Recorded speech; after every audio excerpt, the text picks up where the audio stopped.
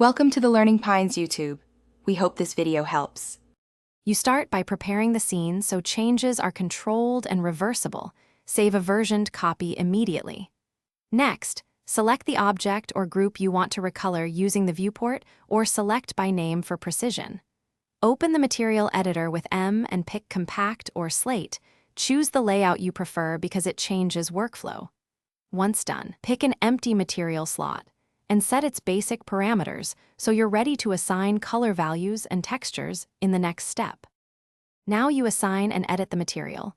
Choose Standard, Physical, or a PBR shader depending on whether you use Scanline, Arnold, V-Ray, or Corona. Change the diffuse or base color by clicking the color swatch.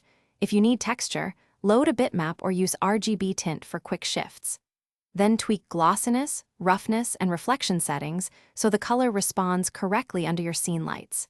Make sure to preview in active viewport shader mode. This helps catch issues before rendering. Apply the material by dragging it onto the object or click Assign Material to Selection. Confirm the change in the viewport.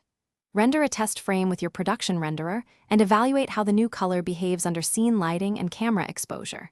If the color appears incorrect, troubleshoot. Check gamma and color space settings, ensure texture maps are linear or sRGB as appropriate, and verify viewport shader and exposure. Once fixed, save the scene and create a render checkpoint for future revisions. Thanks for watching.